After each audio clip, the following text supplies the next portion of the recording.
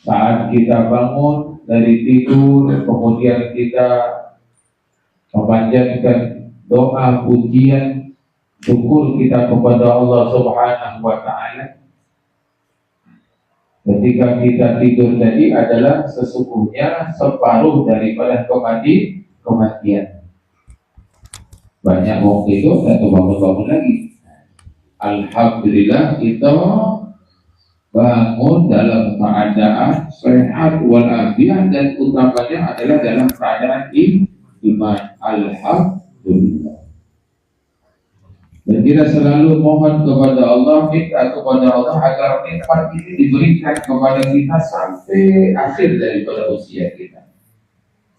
Yang mana kita diberikan kesehatan, diberikan iman sampai daripada akhir daripada kehidupan kita. Selalu kuat iman, selalu kuat ketakwaan, selalu sehat walafiat sampai dengan akhir usia.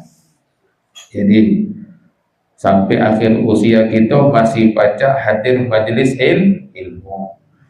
Sampai akhir usia kita masih baca solat malam. Sampai akhir daripada usia kita masih sempurna menjalankan kewajiban solat lima waktu dan meninggal dalam keadaan amal yang kita senang melakukannya. Kalau yang senang dengan zikir, sebab zikir itu dia meninggal. Kalau dia senang dengan solat malam, dengan solat malam itu dia meninggal. Kalau dia senang dengan baca Quran, sedang baca Quran itu dia meninggal. Kalau dia senang dengan majelis ilmu, maka majelis ilmu itu akhir daripada kehidupannya dia meninggal. Ma'asyiral hadirin yang dimuliakan Allah Subhanahu wa taala.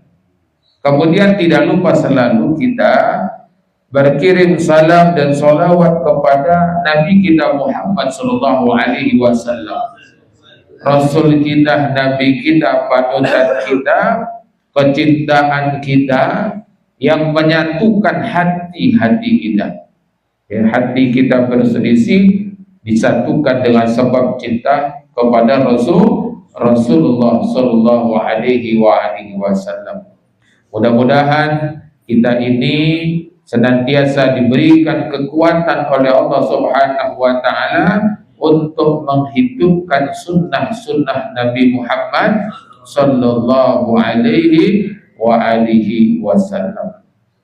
Ma'asyiral ikhwan yang dimuliakan Allah Subhanahu wa taala. Kita melanjutkan kembali kajian kita pada pagi hari ini dengan membaca kitab Fawaidul Mukhtarah Majmu' Kalam wal Bayan daripada Al-Habib Zaid bin Ibrahim bin Sabit hafizallahu ta'ala wa nafa'ana bihi wa bi ulumihi fid dharain amin. Sampai kepada ja'ah rajulun ila amiril mu'minin Umar bin Al-Khattab radhiyallahu anhu. Jadi ada seorang sahabat datang kepada Sayyidina Umar.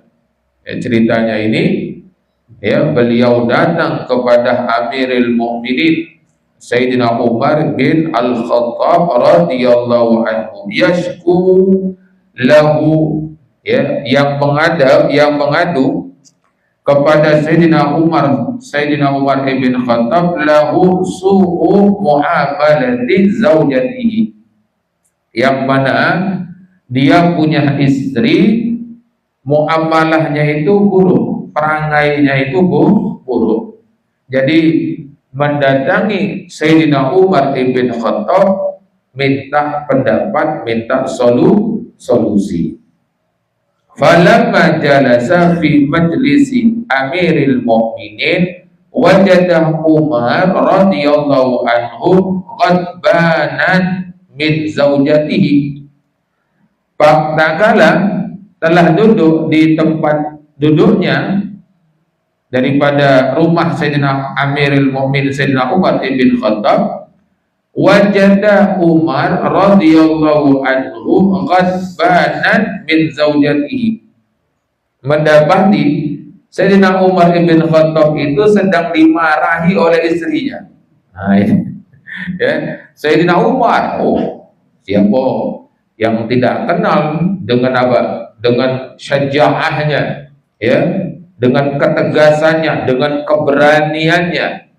Sayyidina Umar ibn Khattab, ya, sangat tegas dan sangat berani. Nah, ini, ya, ketika sahabat ini mau berkonsultasi, ya, seseorang ini mau berkonsultasi kepada Sayyidina Umar ibn Khattab tentang buruknya perangai daripada istrinya yang tadi, ya, mungkin istrinya tadi garang marah-marah. Ternyata Sayyidina Umar lagi dimarahi oleh istrinya, ya, lagi dimarahi oleh istrinya. Kemudian apa terjadi? Faqamar rajulu duna ayyatakallama.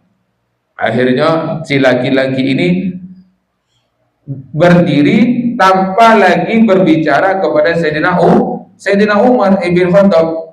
Dia langsung balik, muter badan, ya, duduk sebentar, nengok Sayyidina Umar lagi dimarah-marah oleh orang rumahnya, ya, akhirnya dia balik. Berarti sama baik Sayyidina Umar dengan aku sama baik. Fanada alaihi amirul mu'minin. Ya, akhirnya Sayyidina Umar memanggil si laki-laki itu. Ayyuhar rajul fima ji'tana. Wahai laki-laki, ada maksud apa kau mendatangi kami? Faqala lahur rajul bilisanin sharih. Ya, kemudian si laki-laki ini berkata kepada Sayyidina Umar bin Khattab dengan lidah yang terang, yang jelas, ya, jujur dia ngomong kepada Sayyidina Umar ibn Khattab. Ji'tu li ashku ilaika su'a mu'amalati zaujati fara'aituka ya amiral mu'minin tasku mimma minhu ashku. Aku ini datang untuk mengadukan mana buruknya daripada perilaku istriku, ya. Kemudian aku lihat engkau wahai Amirul Mukminin sama baik yang nak aku adukan itu, ya. Apa yang mau aku adukan kepadamu ternyata sama, ya. Nah, sudah, tak jadi aku nak minta pendapat, ya, tak jadi nak minta solusi. Ternyata kamu seorang yang begitu amat ditakuti, disegani, ternyata, ya, sama baik dengan aku yang juga, ya, galak, wong rumahnya marah-marah. Kemudian faqala lahu Umar bin Al-Khattab radhiyallahu anhu, ya akhi. Kemudian Sayyidina Umar bin Khattab menasihati daripada si laki-laki ini, wahai saudaraku, inna zaujati tahiyatu ta'ami. Istri aku itu telah menyiapkan makanan untuk aku. Ya, kalau di sana kan masih makanan itu digiling. Ya, menggiling makananku. Kalau kita masak untuk kita, ya, menyiapkan makanan untuk kita. Wa qasalatu thiyabi, mencuci daripada pakaianku. Wa qadiyatu hajati, menyelesaikan daripada hajatku. Wa murdi'atu auladi, menyusui daripada anak-anakku. Fa iza as'at marratun falaysa lana an tadhkura sayyi'atiha wa tansa hasanatiha. Maka kalau dia ada berbuat sesuatu yang buruk satu kali, maka dak kate alasan untuk kita mengingat daripada satu keburukannya dan melupakan daripada banyak kebaikannya. Ya. Jadi keburukannya itu jangan menjadi sebab kita benci. Ingatlah, kebaikannya pun banyak. Ya, yang tadi disebutkan oleh Sayyidina Umar, memasak, kemudian mencuci baju, kemudian memenuhi hajat kita sebagai seorang suami, menyusui anak-anak kita, ya, tidak hanya menyusui, ngurusi segala macam, termasuk makan, pakaian anak tadi diurusin macam-macam. Ya, sehingga kadang-kadang laki tadi belum bangun tidur, istrinya sudah bangun tidur.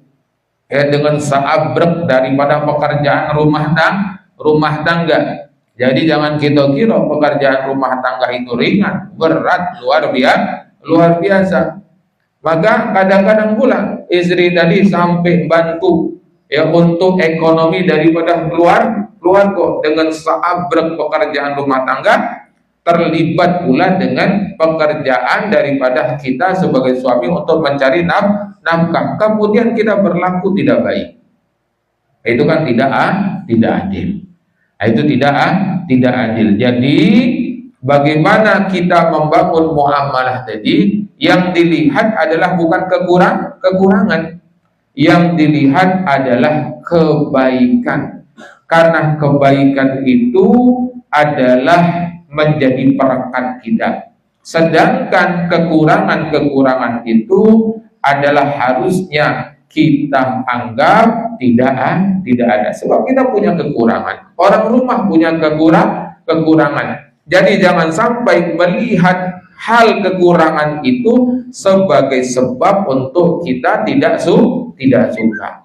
Jadi yang kurang-kurang ditutupi, yang baiknya ditambah. Itu menjadikan hubungan dalam rumah tangga tadi akan lebih harmonis. Dan tidak hanya hubungan rumah tangga, hubungan kita bersosial pun begitu pula. Ya, ketika kita berhubungan sosial, ya, memiliki hubungan sosial kepada masyarakat, yang kita tengok cuma kurangnya daripada masyarakat, kita tidak akan pernah bersosial. Bahkan akan menjadi apa? Orang yang anti sosial. Maka apa yang harus kita tumbuhkan daripada pandangan kita berhadapan dengan masyarakat? Kelebihan. Karena setiap orang itu punya kelebihan. Begitu juga setiap orang itu punya kekurangan. Kekurangannya kita abaikan, kelebihannya itu, kebaikannya itu yang harus menjadi perekat kita di dalam harmonisasi rumah tangga dan harmonisasi di dalam bersosial.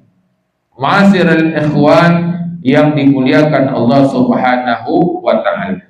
Wa'lam ya akhil Islam, ketahuilah wahai saudara Islam, saudaraku, ya, saudaraku Islam, anna nabiyana, ya, anna bainana wa bainaha yaumain. Sesungguhnya antara kita dan istri tadi tidak lama. Ya, tidak lama. Yaumain itu maknanya adalah dalam bentuk majas. Tidak lama, 2 hari, 3 hari, setahun, 2 tahun, tidak lama.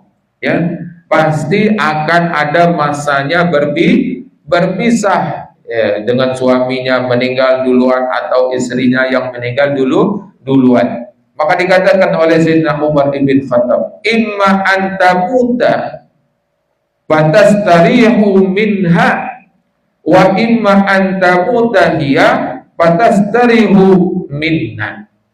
Sekiranya engkau yang meninggal, maka istrimu itu akan istirahat darimu. Begitu pula ketika istrimu yang meninggal, maka dia akan istirahat dari kita. Artinya persoalan-persoalan hidup itu akan selesai ketika kita sudah meninggal. Selama kita masih hidup, ya, akan kita temukan masalah, dan kita tidak boleh lari daripada masalah itu. Begitu pula di dalam rumah tangga, itu bukan tidak ada masalah. Ya, keributan dalam rumah tangga itu bumbunya kita dalam berumah tangga.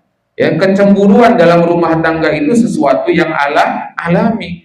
istri cemburu kepada suami, suami cemburu kepada istri, itu adalah sesuatu yang alami. Tapi menjadikan kecemburuan itu kemudian sebagai tindakan yang berlebih-lebihan juga tidak baik. Atau tidak ganti lagi cemburu-cemburu, nah itu jadi persoalan gitu. Ya, istrinya entah kemana-mana, lakinya entah kemana-mana, hobi berjajan dan ganti reaksi dan ganti apa-apa, yang penting kau kasih aku ya tiap bulan sekian-sekian, kau nak ngapo-ngapo silahkan. Berarti jalan rumah tangganya tidak lagi sesuai dengan rel yang dibangun dengan prinsip agama, dengan prinsip syariat, dengan prinsip daripada apa yang dicontohkan oleh Nabi kita Muhammad Sallallahu Alaihi Wasallam. Jadi ya, kecemburuan itu adalah sesuatu yang diberikan Allah kepada orang yang hatinya memiliki iman. Jadi orang beriman itu ada sifat cemburu. Jadi kalau tidak ada cemburu itu dipertanyakan itu. Ya, dipertanyakan. Ma'asyiral ikhwan yang dimuliakan Allah Subhanahu wa taala. Maka dikatakan oleh ulama ya, la rahatu illa ba'dal maut. Tidak ada istirahat kecuali setelah kita mati.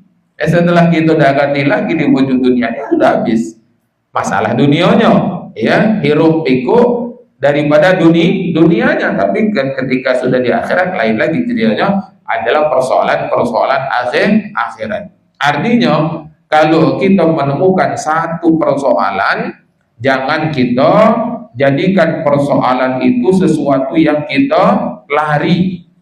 Tidak boleh lari daripada persoalan. Jadi harus dihadapi, kemudian dicarikan jalan keluar dari masalah itu. Tidak boleh lari. Ya, kalau lari, tidak kata kesudahannya. Justru masalahnya semakin akan ribet, rumit. Nah, jadi seorang laki-laki itu harus berani menghadapi masalah. Ya, seorang laki-laki itu harus juga mampu untuk mencarikan solusi dari masalah. Karena laki-laki itu kan kepala rumah tangga. Ya, kalau laki-laki ini tidak pacak mencarikan solusi masalahnya, bagaimana dia bisa bawa keluarganya ini kepada hasanah fid dunia, hasanah fil akhirah?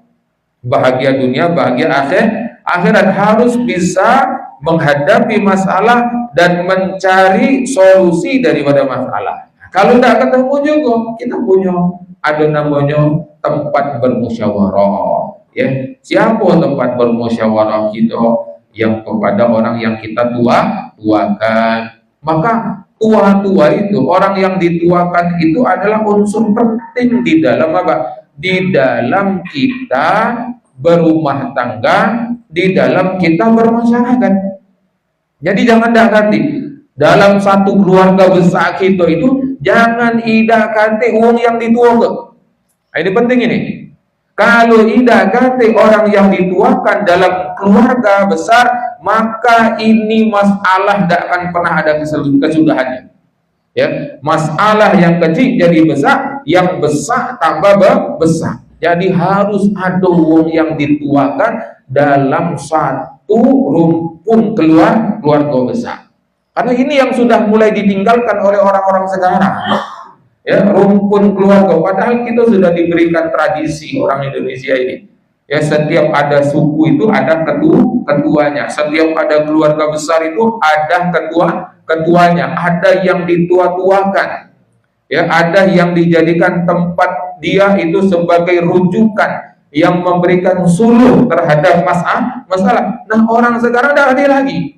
Sehingga kadang-kadang adik beradik itu justru menjadi musuh bebuyutan sampai mati dan tidak ada yang bisa menyelesaikannya.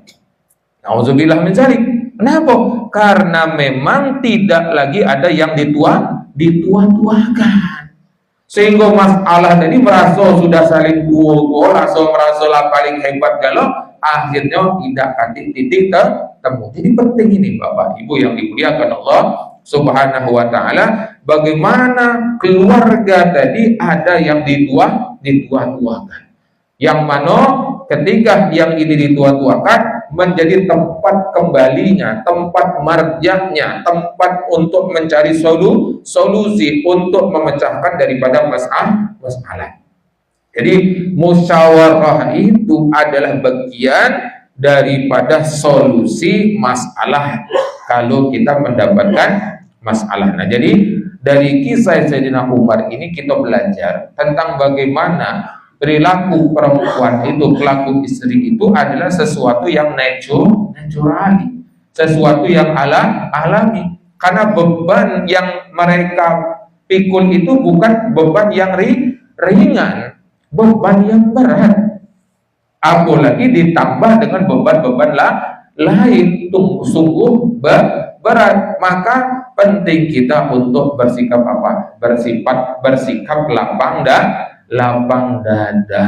ya. Jangan kemudian justru kita hanya mampu melihat kejelekan, keburukannya. Sesungguhnya yang jelek itu kita lupakan, yang baik-baik itu yang kita ingat, ya.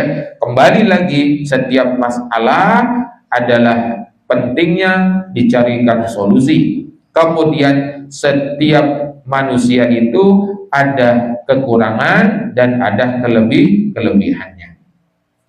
Ma'asyiral ikhwan yang dimuliakan Allah Subhanahu wa ta'ala. Kana li Syekh Abdurrahman Bajalhaban zaujatun sayyi'atul khuluq.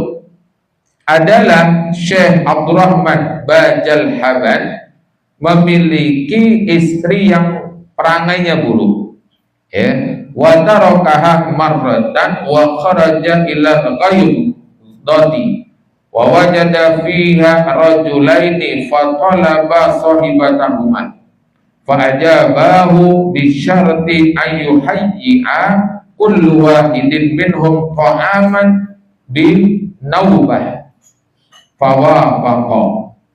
Jadi dalam suatu ketika Syekh Abdurrahman Bajalhaban itu karena mendapati istrinya perangainya buruk, akhirnya beliau itu pergi, ya, bukan meninggalkan, mengasingkan diri lah, untuk menenangkan diri, ya, satu kali, dan perginya itu ke dalam hutan belantara, ya, ke dalam hutan belantara. Jadi kalau sudah kita tidak mampu untuk menghadapi perlakuan yang buruk, ya, kita lebih baik menghindari. Itu salah satu metode kita untuk mencari penyelesaian daripada masalah. Dan menghindar ini bukan artinya lari daripada masalah, untuk mencari ketenangan dulu, ya. Kalau tadi masih dalam keadaan marah, kemudian dalam keadaan marah tadi berbicara, kemudian memutuskan, khawatirnya berbicaranya tadi akan mengarah kepada hal-hal buruk, ya. Keputusannya pun akan mengarah kepada hal-hal yang buruk pula. Maka adalah yang dilakukan oleh Syekh Abdurrahman Bajalhaban ini. Beliau pergi ke dalam hutan.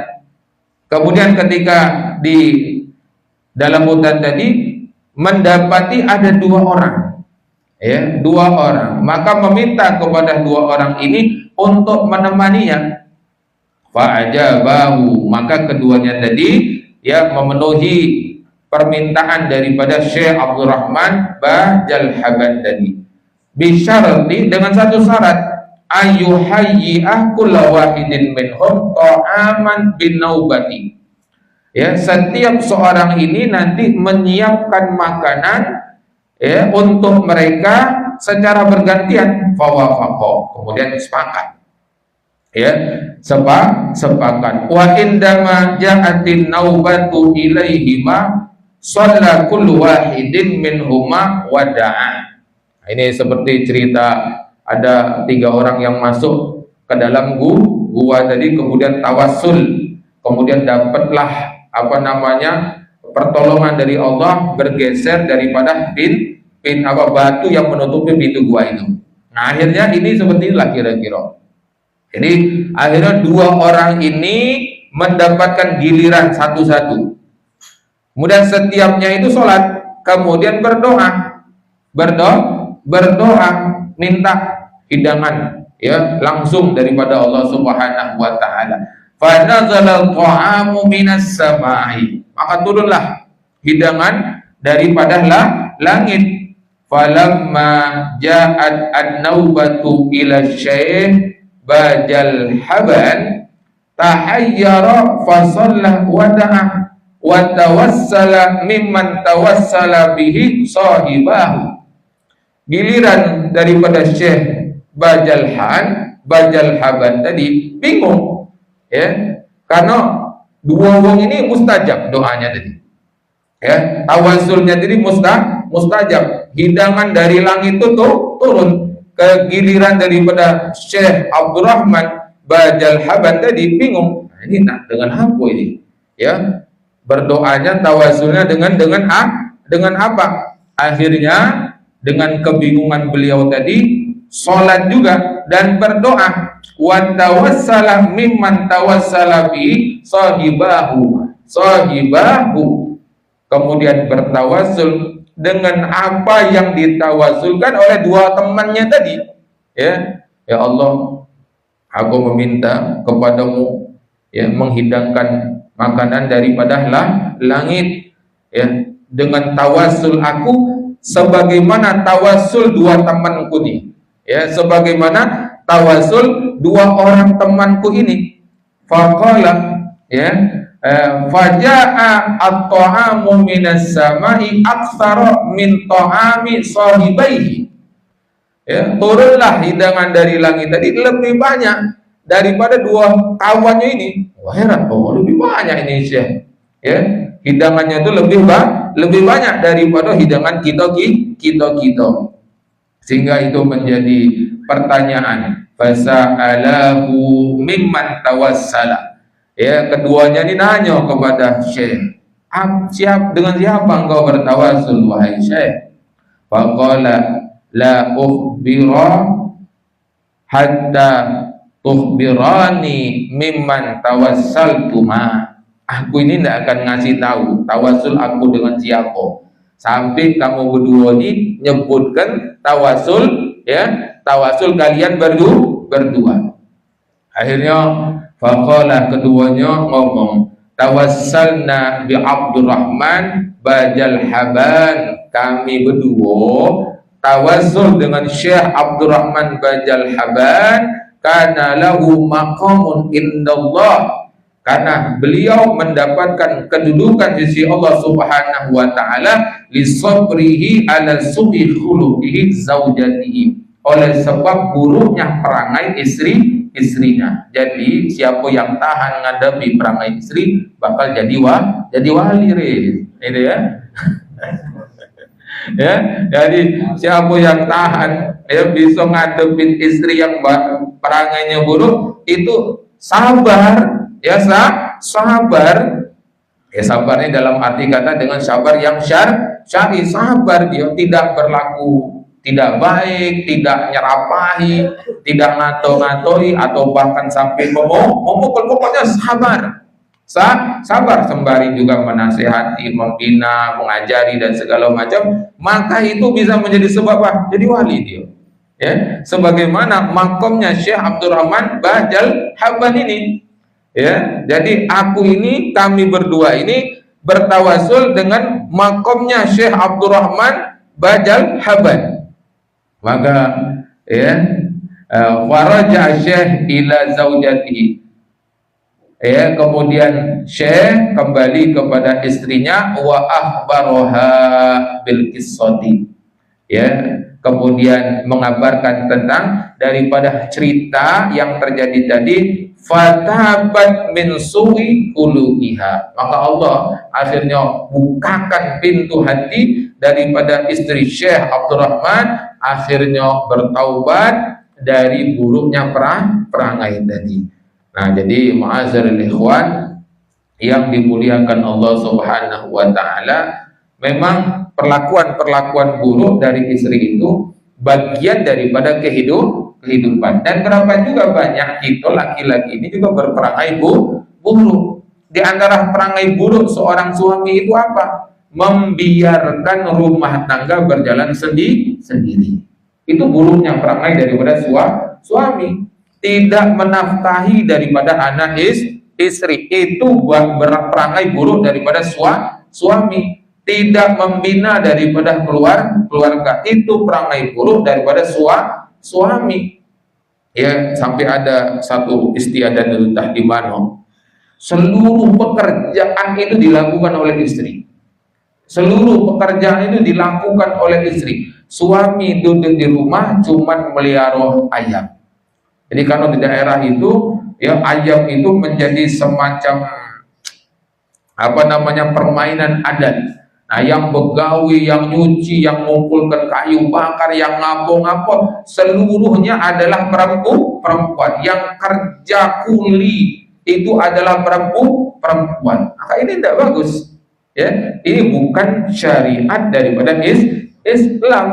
Jadi istri itu ya di rumah, kerjanya di mana? Di dalam rumah. Sedangkan suami itu keluar rumah mencari nafkah untuk menafkahi daripada istrinya. Jadi kalau dua hal ini dijalankan, maka itulah yang disebut harmonisasi, karena ada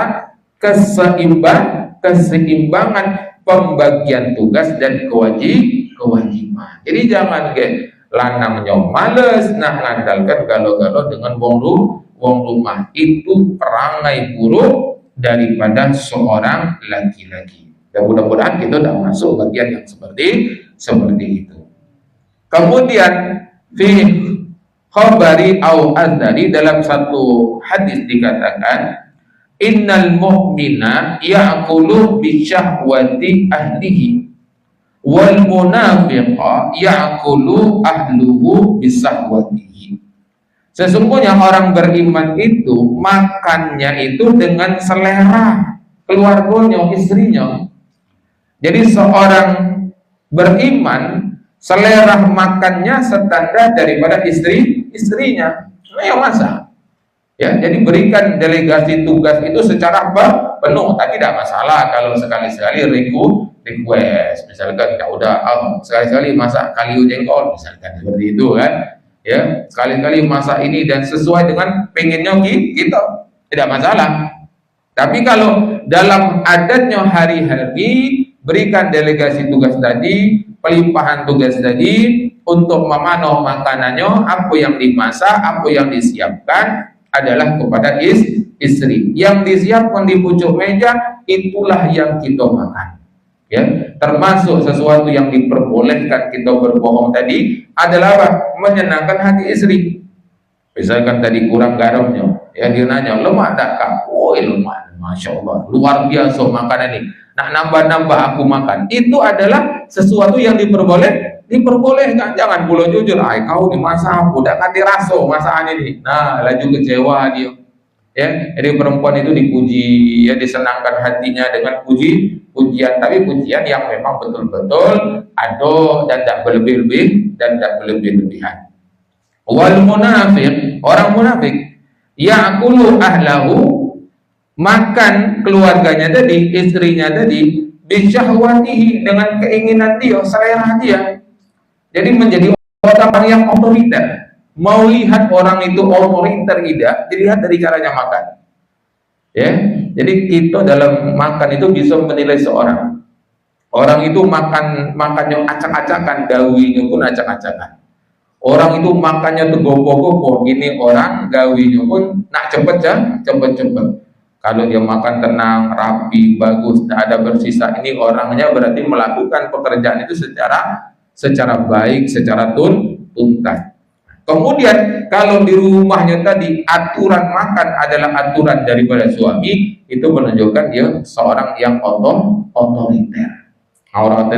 Jadi makanan selera, ya, pun aku makan itu yang kamu makan. Nah, itu kan berarti otoriter.